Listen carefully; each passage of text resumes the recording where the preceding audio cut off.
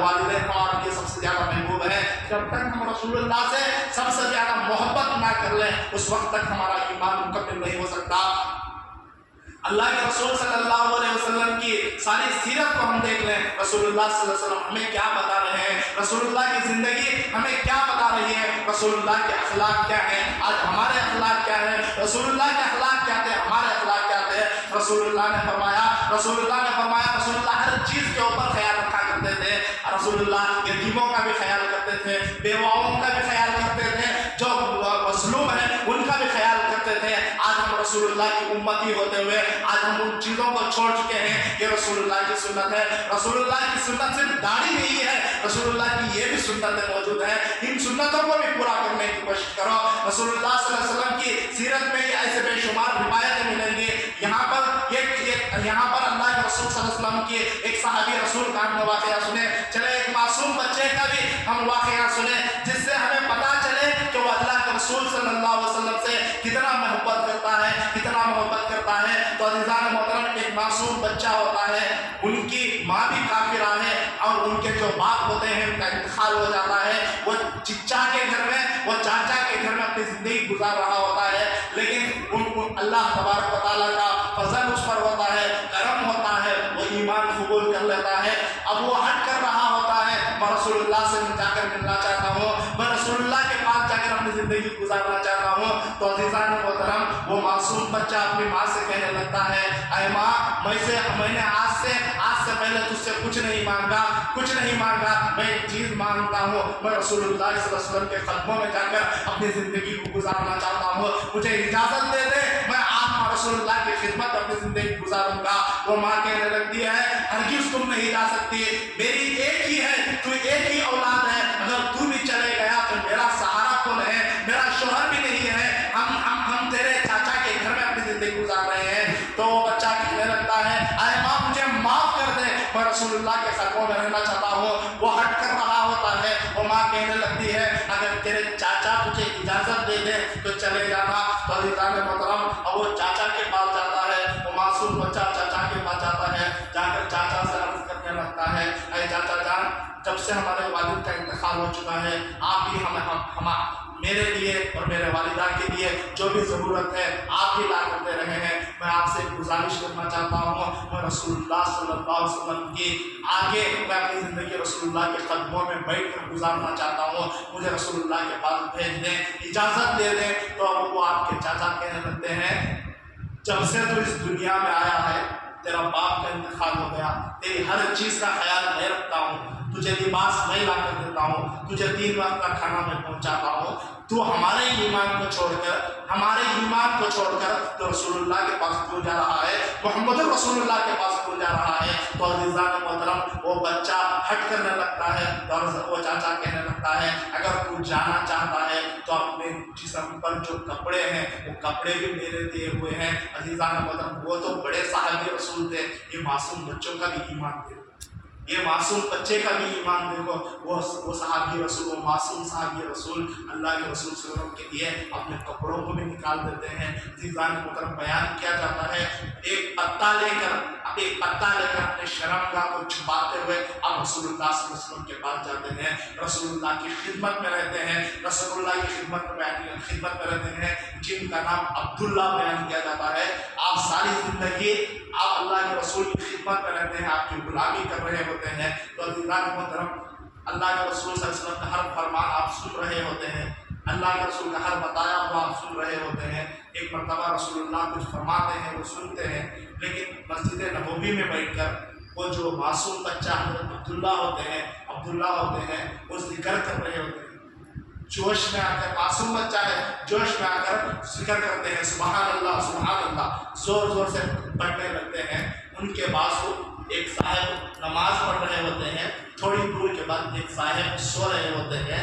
حضرت عمر فاروق رضی اللہ تعالیٰ عنہ ان بچے کو دیکھ لیتے ہیں کہ یہاں پر نماز پڑھا جا رہا ہے اور وہاں پر سو رہے ہیں اور یہ زور سے ذکر کر رہا ہے. حضرت عمر فاروق رضی اللہ تعالیٰ عنہ جا کر عبداللہ کو کہتے ہیں, اے عبداللہ, تم یہ کیا کر رہے ہو, کیا تم نے رسول اللہ کو یہ کہتے ہوئے نہیں سنا تھا, جو نماز اگر کوئی تمہارے بازو, اگر تمہارے قریب کوئی نماز یا کوئی سو رہا ہوگا, زور سے ذکر نہیں کر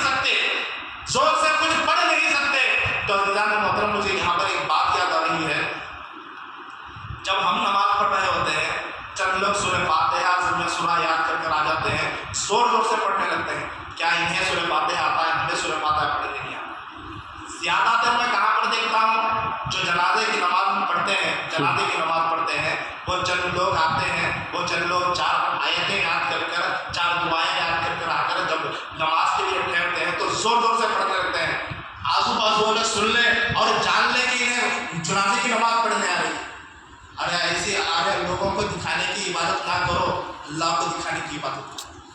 ارے ہماری من کی بات جو ہوتی ہے، ہمارے دل میں وہ بات جو ہوتی ہے، اللہ سننے والا ہے، وہ قادر ہے، اللہ ہر چیز کو سنتا ہے. تو عزیزان محترم، اللہ کے رسول کا یہ فرمان ہے کہ تم ذکر بھی کرو تو اپنی زبان سے ادا کرو، اپنے ہونٹوں کو تک استعمال نہ کرو. کہیں کوئی دیکھ کر یہ نہ سوچ لے کہ یہ صبح و شام اللہ کا ذکر کر رہا ہے. آج ہمارا ذکر کیسا ہو رہا ہے؟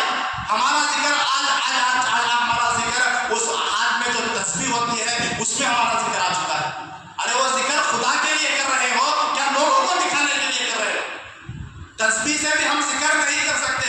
ارے گننے والے کے لیے اللہ تبارک و تعالیٰ 2 فرشتوں کو رکھا ہے، 2 فرشتوں کو اللہ تبارک و تعالیٰ رکھا ہے. ہمارے کانوں پر، سیدھے کان پر ایک فرشتہ ہے، دائیں کان پر جو دائیں ہے اس پر ایک فرشتہ ہے. ہم جو نیکیاں کرتے جائیں گے وہ فرشتہ لکھتا جائے گا. یہ ہم گن کر کہاں سے عبادت کر رہے ہیں؟ تو عزیزان محترم، اللہ کے رسول صلی اللہ علیہ وسلم کی مسجد میں، مسجد نبوی میں، وہ جو نوجوان، وہ جو معصوم بچہ ہوتا ہے وہ ذکر زور سے کر رہا ہوتا ہے، زور سے وہ ذکر کر رہا ہوتا ہے. تو عزیزان محترم، حضرت عمر فاروق انہیں زور سے یہ کہہ دیتے ہیں کیا تم نے رسول اللہ کو یہ کہتے ہوئے نہیں سنا کہ اگر کوئی نماز پڑھ رہے ہو یا کوئی سو رہے ہیں، ان کے سامنے زور سے ذکر کر کر ان کی نماز میں خلل نہ کرو، ان کی نیند میں خلل نہ ڈالو. تو عزیزان محترم، حضرت عبداللہ ان کی باتوں کو سن کر تھوڑے سے ڈرنے لگ جاتے ہیں. کیوں؟ حضرت عمر کہہ رہے ہیں. حضرت عمر سے تو شیطان بھی ڈرا کرتا تھا. ارے جس گلی سے حضرت عمر جایا کرتے تھے، شیطان اس گلی میں آیا نہیں کرتا تھا. اب وہ معصوم بچہ تھا، چھوٹا سا بچہ تھا. حضرت عمر کی زور کی آواز سن کر وہ ڈر جاتا ہے. اب اللہ کے رسول تو عالم الغیب تھے، ہر بات جان کرتے تھے. جب مسجد نبوی میں اللہ کے رسول نماز پڑھنے کے لیے آتے ہیں، نماز مکمل ہو جاتی ہے، اللہ کے رسول صلی اللہ علیہ وسلم اٹھتے ہیں، اٹھ کر کہتے ہیں کہ میرا وہ معصوم عاشق رسول کہاں ہے، وہ میرا معصوم عبداللہ کہاں ہے. عزیزان محترم، عبداللہ کونے میں بیٹھے ہوئے ہوتے ہیں. انہیں بلایا جاتا ہے، سارے صحابہ بیٹھے ہوئے. حضرت عبداللہ کا کتنا بڑا مقام ہو گیا، معصوم چھوٹا سا بچہ ہے، ان کا مقام کتنا بڑھ گیا.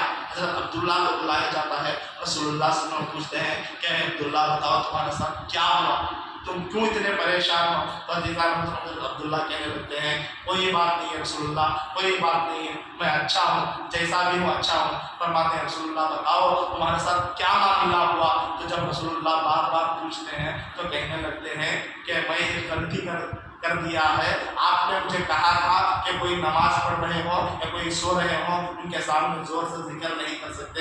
میں جوش میں آ کر اس دن زیادہ ذکر کرنے کے لیے زور سے سبحان اللہ کہہ دیا گیا. حضرت عمر دیکھے اور مجھے زور سے انہوں نے بک دیا. اللہ کے رسول ساری محفل میں حضرت عمر فاروق رضی اللہ تعالیٰ عنہ کو اٹھا کر کہتے ہیں اے عمر فاروق کون ہے جس کے تعلق سے اللہ کے رسول نے فرمایا تھا میرے بعد اگر کوئی نبی ہوگا تو وہ عمر ہوگا، میرے بعد کوئی نبی ہوگا تو وہ عمر ہوگا. ایک معصوم بچے کو زور سے بات کر دیتے ہیں. تمام صحابہ میں حضرت عمر کو اٹھا کر کہتے ہیں آئندہ سے میرے بچے کو عبداللہ کو کبھی ڈانٹنا نہیں. جب یہ ناراض تھا تو اللہ بھی ناراض ہو چکا تھا. سبحان اللہ. یہ جب ناراض تھا اللہ بھی ناراض ہو چکا تھا. اللہ نے جبرائیل کے ذریعے سے مجھے یہ کہا کہ اے محمد الرسول اللہ صلی اللہ علیہ وسلم، جو معصوم بچہ اپنے گھر کو چھوڑ کر، اپنی ماں کو چھوڑ کر تمہاری محبت میں مسجد نبوی میں بیٹھ کر میرا ذکر کر رہا تھا، عمر آئے انہیں زور سے بات کر زور سے اڑا دیتے ہیں. وہ بچہ ناراض ہو کر بیٹھ چکا ہے. جب تک وہ بچہ عمر کو معاف نہیں کرے گا خدا بھی عمر سے ناراض ہے. تو عزیزان محترم، ایک عاشق رسول کا مقام اور مرتبہ دیکھیں. ایک بچہ عشق رسول میں اپنے گھر کو، اپنی ماں کو چھوڑتا ہے تو اللہ کہتا ہے جب وہ ناراض ہوگا، اگر اسے کوئی دکھ دے گا سمجھ لو اللہ اس سے ناراض ہے. تو عزیزان محترم، اگر ہم عاشق رسول ہیں، ہم عاشق رسول ہیں، ہم سچے عاشق رسول ہیں. اگر ہمارے دل میں اگر سچے اللہ کے رسول کی محبت ہے تو اسی لیے کہا جاتا ہے ہر چیز کو استعمال کر لو، کبھی کوئی مومن کے دل کو نہ دکھاؤ. کیوں تم تلوار سے کسی کو وار کر مار دو لیکن کسی مسلمان کے دل کو نہ دکھاؤ، کیونکہ اس کے دل میں رسول اللہ کی محبت رہے گی. اگر اس دل میں رسول اللہ کی محبت رہے گی، اس دل میں رسول اللہ کی محبت رہے گی تو عزیزان محترم، جس دل میں اللہ کے رسول کی محبت ہوتی ہے اگر اسے کوئی ناراض کرتا ہے اللہ اس شخص سے ناراض ہوتا ہے. تو عزیزان محترم، یہ ایک صحابی رسول، ایک معصوم صحابی رسول کا واقعہ ہے. یہ معصوم صحابی رسول اللہ کے رسول کی محبت کرتا ہے تو اس کا اتنا بڑا مقام ہو گیا. آج ہم یہاں پر بھی بیٹھ کر یہی اللہ سے کہہ رہے ہیں ہم بھی عاشق رسول ہیں. ہاں ہم اتنے بڑے کام تو نہیں کر سکتے، اپنی ماں کو نہیں چھوڑ سکتے. ہاں ایک عورت کے لیے، ایک بیوی کے لیے اپنی ماں باپ کو چھوڑ سکتے ہیں. ہم اپنی بیوی کے لیے اپنی ماں باپ کو چھوڑ سکتے ہیں، رسول اللہ کے لیے نہیں چھوڑ سکتے. آج ہمارے پاس وقت موجود نہیں ہے، ہم جمعہ کی نماز کیسی پڑھ رہے ہیں؟ اللہ کے لیے ہمارے پاس وقت نہیں ہے تو رسول اللہ کے لیے کہاں پر موجود ہوگا؟ آج ہم اپنے والدین کو کیوں چھوڑ رہے ہیں؟ آج ہمارے پاس دولت آ جاتی ہے تو اپنے بھائی کو ہم چھوڑ رہے ہیں، اپنے خاندان والوں کو چھوڑ رہے ہیں. تھوڑی سی دولت دے دیں.